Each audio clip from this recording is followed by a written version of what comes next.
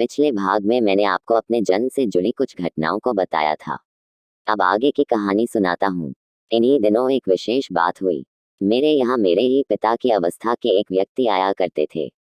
वे बहुधा मुझे बड़े ममत्व से देखा करते थे, मुझे खिलाते, प्यार करते। गोद में लिए लिए वे घंटों टहला करते, पर कुछ बोलते नहीं थे। केवल मेरी मंगल कामना करते ही उन्हें सुना था। कभी कभी वे दिन दिन भर मेरे यहाँ बिता देते थे। आज जब वे मेरे यहाँ आए तब उनके साथ एक ऐसा भी व्यक्ति आया, जिसकी आंखों पर पट्टी बंधी थी। साथ ही एक स्त्री भी थी, मेरी माँ के वय से कुछ बड़ी। आते ही वह स्त्री मेरी माँ का पैर छूने के लिए झुकी। अरे रे, यह क्या! मेरी माँ ने उसे रोक दिया और स्वयं झुककर उसका अभिवादन किया। हमारा सौभाग्य है कि हमारे महाराज की प्रिय बहन हमारे यहाँ पधारी हैं। वह कुछ बोली अवश्य, पर मेरी समझ में नहीं आया। पर उसने ऐसा कुछ जरूर कहा जैसे उसके प्रिय शब्द पर उसे आपत्ति हो। मेरी माँ हंस पड़ी। अब उस स्त्री ने मुझे उठाया और अपनी छाती से लगा लिया। एक विचित्र अनुभूति हुई। यूं तो रोज ही महिलाएं मुझे वक्ष से लगाती रहीं। एक बार नहीं, दिन में अनेक बार मैं महिलाओं की गोद में जाता रहता हूँ, पर आज की अनुभूति कुछ और ही थी। उसकी धड़कन मेरी धड़कन से मिलकर एक आकार हो गई थी। उसका स्पर्श अद्भुत रोमांचकारी था। वह कभी मुझे अपने वक्ष से लगाती, कभी मुझे चूमती और कभी बड़ी आत्मीयता से देखती। वह मुझे पाकर कितनी प्रसन्न थी, सो कैसे बताऊं। उसे लग रहा था कि जैसे बहुत दिनों से कहीं भटका हुआ था, आज अचानक मिला हूं। उसकी पुलकन नेत्रों में नम हो गई थी। इन्हें पहचानते हो? माता यशोदा ने पूछा। मैं मुस्कुराता रहा। यह तुम्हारी माँ यशोदा के इतना कहते कहते उसने एकदम उसके हाथ दबा दिए। जबान तक आया नाम मुख के भीतर ही रह गया। फिर मुस्कुराते हुए वह स्त्री स्वयं बोली, यहाँ गोकुल गांव में जैसी तुम्हारी बहुत सी माताएं हैं वैसी ही एक मैं भी हूँ। निश्चित रूप से उसने बातों की धारा को दूसरी ओर ही मोड़ दिया था। बहुत दिनों के बाद मुझे मालूम हुआ कि वह मेरी माँ देवकी थी। वह बहुत कम मुझसे मिलने आती थी, और जब आती थी, एकदम मुझसे हाहाकार करती हुई, जैसे बरसाती गंगा किसी वारी धारा को समेट लेने के लिए आ रही हो और मिलते ही जिसकी तरलता एकदम फैलकर शांत हो जाती है। आज भी मैं कभी कभी सोचता हूँ कि मेरी असली माँ कौन थी। जिसने मुझे जन्म दिया वह थी, या जिसने मुझे पाला पोसा वह थी। जिसने गर्भाधान किया वह थी, या जिसने स्तनपान कराया वह थी। जिसका संस्कार लेकर मैं पैदा हुआ वह थी, या जिसने संस्कारों को परिमार्जित किया वह थी। सच कहूं तो आज भी मैं किसी निष्कर्ष पर नहीं पहुंच पाया। दोनों की जीवनी शक्ति मुझ में ऐसी रच बस गई है कि दोनों में से किसी को बड़ा छोटा कहना मेरे बस का नहीं। लोगों ने मुझे बताया कि उस दिन देवकी मेरे ही यहाँ रह गई थी और उस रात मैं उसी से चिपक कर सोया था। उसके साथ आए दूसरे व्यक्ति मेरे पिता वसुदेव थे, जो बहुधा आते रहते थे, जिनका मेरे यहाँ खूब सम्मान होता था, पर जिन्हें मैं यह नहीं जानता था कि ये मेरे पिता हैं। तीसरे आंखों पर पट्टी बांधे व्यक्ति के संबंध में तो आपने अनुमान लगा ही लिया होगा कि वह कौन था। कोई विशेष बात थी, तभी वह नन से गंभीर मंत्रणा करने आए थे। मुझे बाद में उस रहस्य का पता चला। हो सकता है कंस का पागलपन बालकों की हत्या की योजना बनाए। छंदक ने शंका व्यक्त की। यह नहीं हो सकता, नंद ने बड़े विश्वास के साथ कहा। किसी के बच्चे की हत्या करने का उसे क्या अधिकार है? वह अपने बच्चे की हत्या कर सकता है। अपनी बहन के बच्चे की हत्या उसने की, किंतु कोई राजा प्रजा के बच्चों की हत्या करे, यह किस राजधर्म में लिखा है? राजधर्म तो सामान्य मस्तिष्क वालों के लिए है, महाराज, पागलों के लिए नहीं है। जब से उसने यह सुना है कि देवकी का 8वां पुत्र जीवित है, तब से वह विक्षिप्त जैसा ही है। उसे यह बात मालूम कैसे हुई? नंद ने पूछा। यह तो नहीं मालूम। इसके विषय में उसने कई बार मुझसे बातें की हैं। तब आपने क्या कहा? नंद ने पूछा। मैंने कहा, मुझे विश्वास तो नहीं होता। हो सकता है आपको आतंकित करने के लिए अफवाह फैलाई गई हो। फिर उसने क्या कहा? उसने कहा, नहीं, मेरे विरुद्ध एक गंभीर षड्यंत्र किया गया है। सुवासिनी और प्रद्योत उस षड्यंत्र में शामिल हैं। मैं शीघ्र ही उस षड्यंत्र का उद्घाटन करूंगा। हो सकता है उसकी चिनगारी मेरे सिंहासन के नीचे ही सुलग रही हो। तब मैंने पूछा, यदि ऐसा हुआ तो आप क्या करेंगे? उसका खौलता हुआ उत्तर था, मैं स्वयं अपना सिंहासन फूंक दूंगा। छंदक ने बताया, तब तो निश्चित ही वह विक्षिप्त हो चुका है। नंद ने कहा, और फिर वसुदेव से पूछा, आपसे कभी उसने कुछ नहीं कहा? पूछा था, और बड़ी विषम स्थिति में। उसने मध्य रात्रि में ही मुझे सोते से जगवाया था। मैं घबराया। मैंने समझ लिया कि विपत्ति आसन है। क्या करता? चुपचाप। अभी उसके शयन कक्ष में पहुंचा नहीं था कि मेरे में डूबी उसकी लड़खड़ाती आवाज सुनाई पड़ी, देखा मालिनी, अभी तक वह नहीं आया। वह मेरा सामना करना नहीं चाहता। अवश्य ही कोई रहस्य है। तब तक मैंने कक्ष में पैर रखा। वह उन्मत्तों सा बड़बड़ाया, मुझे मालूम हो गया है, सब मालूम हो गया है। मैं मदिरा में डूबे कंस को चुपचाप देखता रहा, क्योंकि कुछ बोलना अग्नि को और प्रज्वलित करना था। उसने चषक से एक घुट मदिरा और पी और फिर बोला, मुझे मालूम है कि मेरे साथ षड्यंत्र किया गया है। देवकी का 8वां पुत्र अभी जीवित है। इस षड्यंत्र में तुम भी शामिल हो। मैंने कहा, आप विश्वास कीजिए, ऐसा कोई षड्यंत्र नहीं है और न मेरा किसी षड्यंत्र से संबंध ही है। आप इतना झूठ बोल गए। नंद ने वसुदेव की प्रकृति पर व्यंग्य किया। मैं क्या करता, ऐसे अवसरों पर शास्त्र भी झूठ बोलने की अनुमति देता है। नंद अब भी मुस्कुरा रहे थे। फिर क्या कहा उसने? उन्होंने पूछा। उसने कहा, तुम झूठ बोलते हो वसुदेव, तुम झूठ बोलते हो। जानते हो, मेरी मृत्यु के पहले ही तुम सूली पर लटकते दिखाई दोगे, डाल से लटकते पके रसाल की तरह। और इतना कहने के बाद ही वह पागलों सा हंसने लगा। निश्चित रूप से वह अपना संतुलन खो बैठा है।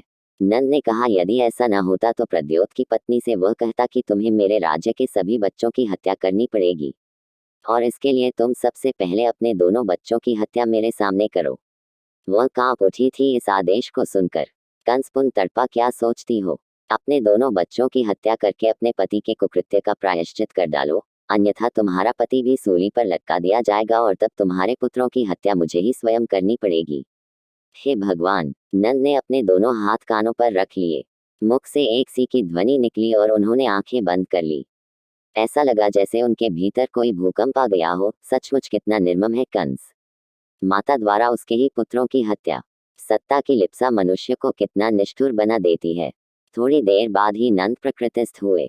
तब उन्होंने कहा, हो सकता है ऐसी निर्ममता के पीछे उसकी चाल हो। कैसी चाल? छंदक ने पूछा। वह समझता तो है कि प्रद्योत सारे षड्यंत्र को जानता ही नहीं वरन उसमें सम्मिलित भी है, इसीलिए वह इतनी क्रूरता बरत रहा है कि वह उसका उद्घाटन कर दे। नंद ने कहा, इसी आशंका से तो मैं यहाँ आया हूँ। छंदक बोला, यदि उसने उद्घाटन किया तो कन्हैया की रक्षा की सबसे बड़ी समस्या उत्पन्न हो जाएगी। नंद गंभीर हो गए। यद्यपि अभी ऐसी संभावना है नहीं। प्रद्योत एकदम हम लोगों के विश्वास में है। वसुदेव ने कहा, पर औरत को पिघलते देर नहीं लगेगी। नंद बोले, नारी के पेट में यूं ही बात नहीं पचती और फिर पुत्रों की हत्या का दहशत स्वप्न उसे पागल कर देता होगा। यही तो विचित्र बात है कि प्रद्योत ने उसे कुछ नहीं बताया है। उसे इन सभी संदर्भों की गंध भी नहीं लगी है। वह बताएगी क्या? प्रद्योत ने उसे कुछ नहीं बताया। आश्चर्य है। नंद चकित रह गए और उसने अपने पति से पूछा भी नहीं। पूछा क्यों नहीं? बार बार पूछा, किंतु वह हर बार यही उत्तर देता रहा कि ऐसा कुछ नहीं है। महाराज किसी भ्रम में पड़ गए हैं। तब तो विलक्षण है प्रद्योत। उसकी जितनी प्रशंसा की जाए थोड़ी है। नंद ने कहा, यह विलक्षणता अंत तक बनी रहे तब तो। वसुदेव का शंकाकुल मन चुप न रह सका। क्यों? आपके मन में ऐसी शंका क्यों पैदा हो रही है? शंका का आधार है छंदक। वसुदेव और अधिक गंभीर हुए। प्रद्योत कितना प्रहार सहेगा? कोई वजह तो है नहीं। आखिर वह मनुष्य ही है और किसी भी क्षण टूट सकता है। आशंका तो बनी ही है, इसीलिए तो हम लोग यहाँ आए हैं। छंदक बोला, किंतु संभावना कम दिखती है, क्योंकि वह मनुष्य होकर भी वज्र पर जड़ा हुआ है। वसुदेव और नंद दोनों ने छंदक को नहीं समझा। प्रश्नवाचक मुद्रा में उसे देखते रहे। तब छंदक ने स्वयं को स्पष्ट किया, आप क्या समझते हैं? हमारे आपके कहने से प्रद्योत में यह दृढ़ता आई है। अरे, इस दृढ़ता के पीछे है उसका पितामह बहुकंधक। उसने स्पष्ट कहा है कि नारद की भविष्यवाणी झूठ ही नहीं हो सकती। वह बालक अवश्य कंस का विनाश करेगा। उसकी रक्षा करना तुम्हारा धर्म है। इस संबंध में छंदक ने एक बात और बताई, कंस से जब जब प्रद्योत प्रताड़ित होता है, घबराया हुआ वह सीधे अपने पितामह के यहाँ पहुँचता है। वह उसे ढाढ़ सा बंधाते हैं और वह शांत हो जाता है। एक दिन प्रद्योत काफी घबरा गया था। उसने लाचार होकर अपने पितामह से पूछा, आखिर इस स्थिति का अंत कब होगा? उसने बड़ी शांति से तत्क्षण उत्तर दिया, कंस के अंत के साथ। कुछ समय तक बातें इधर उधर भटकती रहीं। बाद में छंदक ने इसी प्रसंग का एक और आयाम उद्घाटित किया। हमारे सामने समस्या प्रद्योत की उतनी नहीं है जितनी सुवासिनी की। अभी तो मैंने उसे एक सुरक्षित स्थान पर छिपा रखा है। कहाँ है? वसुदेव की स्वाभाविक जिज्ञासा थी। इसे जानकर आप क्या करेंगे? छंदक बोला। फिर उसे लगा जैसे वह मर्यादा का अतिक्रमण कर रहा है। उसने स्वयं में संशोधन किया, आप क्षमा करें, इसलिए मैं बताना नहीं चाहता कि जहाँ एक कान से बात दूसरे कान में गई, वहां उसमें पंख उगने लगते हैं। लेकिन गुप्तचर सुवासिनी के इतने पीछे पड़े हैं कि अब उसे मथुरा में छिपाया जाना असंभव सा लगता है। फिर छंदक ने नंद जी को संबोधित करते हुए कहा, कोई व्यवस्था आपके यहाँ नहीं हो सकती। मैं उसे जानता नहीं हूँ, और जब तक किसी को अच्छी तरह न जानूं, अपनी राय नहीं दे सकता। अब छंदक ने नंद को सुवासिनी का विस्तार से परिचय कराया और जन्म के समय निभाई गई उसकी भूमिका, उसकी योग्यता और उसके आकर्षक व्यक्तित्व की चर्चा की। क्या उसकी नंद ने तत्क्षण अपना निष्कर्ष सुनाया, छिपाया उसे जाता है जो छिप सके। दीपक को अंधेरे में छिपाने का मतलब है उसकी और औरों की दृष्टि को भी आमंत्रित करना। उन्होंने स्वयं को और अधिक स्पष्ट किया, आपके कथनानुसार वह बहुचर्चित और बहुपरिचित महिला है। उसे बहुत से लोग जानते हैं। ऐसी महिला को अपने यहाँ रखना स्वयं खतरे को आमंत्रित करना है। कोई सामान्य महिला होती तो उसे कहीं भी रखा जा सकता था। कहाँ मथुराधीश की व्यक्तिगत परिचारिका सुगंध बटोरने और बिखेरने वाली। वह जहाँ भी रहेगी, सुगंध छोड़ती हुई और भौरों को बुलाती हुई। कहते कहते नंद हंसने लगे। छंदक अधिक गंभीर हो गया, किंतु वसुदेव की आकृति पर कोई तनाव नहीं। शायद उन्हें मेरे ईश्वरत्व का अधिक भरोसा था और छंदक ईश्वर की सुरक्षा के लिए अधिक परेशान था। आज सोचता हूँ तो हंसी आती है। सोचते सोचते अचानक नंद जी हंस पड़े। क्या कोई विशेष बात है क्या? छंदक पूर्ववत गंभीरता से बोला, ऐसी प्रगल्भ हंसी क्यों? सोचता हूँ, नारी से कहीं अधिक छिपने की गुंजाइश ईश्वर ने पुरुष को दी है। नंद ने कहा, क्यों? पुरुष दाढ़ी मूंछों में अपने को बहुत कुछ छिपा सकता है, पर नारी इससे वंचित है। नंद ने कहा और दोनों हंस पड़े। भाई, सब कर सकता हूँ, पर सुवासिनी को दाढ़ी मूछे तो नहीं उगा सकता।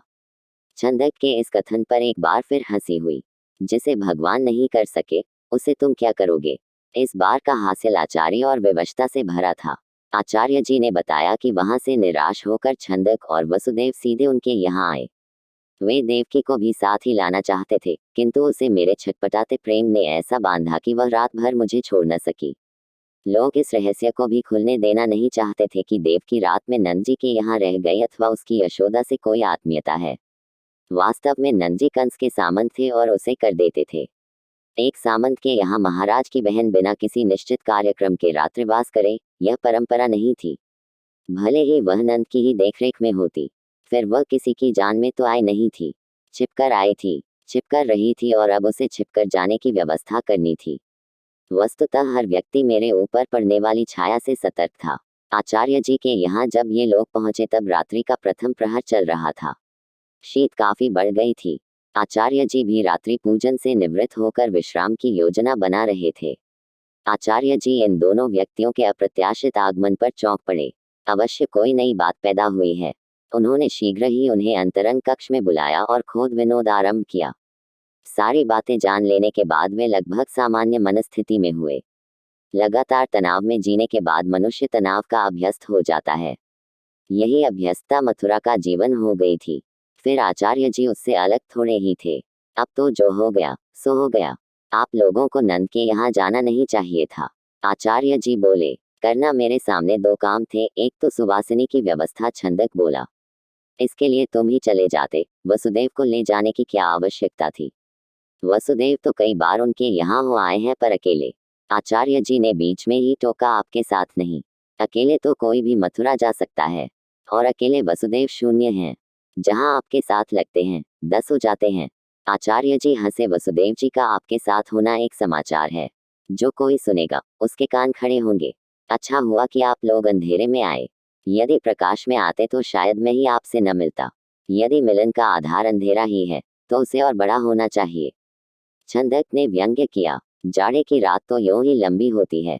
आचार्य जी के उत्तर पर सभी हंस पड़े, किंतु आचार्य जी अब भी कहते ही रहे, वसुदेव जी को ले जाकर आपने जो मूर्खता की वह तो की ही। आपको किसी स्थिति में देवकी को नहीं ले जाना चाहिए। क्या करूं? उन्होंने हठ पकड़ लिया। राजहठ का सामना कर रहे हो और नारी हठ से परास्त हो रहे हो। अद्भुत हो छंदक, तुम भी राजनीतिक। आचार्य जी ने एक दूसरा व्यंग्य बाण मारा। आप समझते नहीं आचार्य जी, एक माँ का हृदय था, अपने बच्चे के लिए मचल उठा। छंदक बोला, अच्छा जी, देवकी का हृदय ही माँ का हृदय है। प्रद्योत की पत्नी का हृदय माँ का हृदय नहीं है, जिसे आप कंस के समक्ष अपने पुत्रों तक की हत्या करने के लिए तैयार कर रहे हैं। आचार्य जी का यह प्रहार छंदक को मौन कर देने के लिए काफी था। उन्होंने पुनः छंदक को संबोधित करते हुए कहा, लोहा को लोहा ही काटता है। छंदक। निष्ठुरता का विनाश करने के लिए आपको कितना निष्ठुर होना पड़ेगा, इसका अनुमान तो आप जैसे राजनीतिज्ञ को होना ही चाहिए। वसुदेव जी तो पहले से ही चुप थे। अब उनकी मुक्ता को छंदक ने भी ओढ़ लिया। वह आचार्य जी का मुख देखता रह गया। उसे लगा उसने भूल ही नहीं की है, आज आचार्य जी से परास्त भी हुआ है। थोड़ी देर बाद आचार्य जी वसुदेव से बोले, आप सूर्योदय के पूर्व ही गोकुल ग्राम जाए और देवकी को लिवा लाए। बहाना भी अच्छा है, कल मकर संक्रांति है, किसी से भी आप कह सकते हैं कि गोवर्धन पर दर्शन पूजन के लिए गया था। वसुदेव जी नितांत भाग्यवादी सरल व्यक्ति थे। सारी संभावनाओं और आशंकाओं को नियति की गोद में छोड़कर वे बेफिक्र रहते थे। इसी से अत्यंत दुखद स्थितियों में रहकर भी उन्हें दैख की अनुभूति नहीं होती थी। राजभवन में रहने के बाद भी कंस के बंदीगृह के जीवन को उन्होंने बड़े सहज भाव से झेला था। इस समय भी आचार्य जी के कहने पर उन्होंने कोई प्रतिक्रिया व्यक्त नहीं की। मौन रूप से शिरोधार्य किया और वहीं बिछी शैया पर ढुलक गए। कल महामात्य से मेरी बातें हुई थीं। आचार्य जी ने वार्तालाप का नया क्रम चलाया। उनका विचार है कि कंस इस समय लगभग विक्षिप्त हो चुका है। वह हर व्यक्ति से और जब कोई नहीं मिलता तो प्रासाद की प्राचीरों तक से बस एक ही प्रश्न पूछता है, आखिर कारा से देवकी का 8वां पुत्र बाहर कैसे चला गया? मेरे विरुद्ध कोई नियोजित षड्यंत्र है न? आपसे भी उसने पूछा। मैंने महामात्य से पूछा। हाँ, मुझसे भी पूछा था। मैंने सधा सधाया उत्तर दिया कि आपका भ्रम है।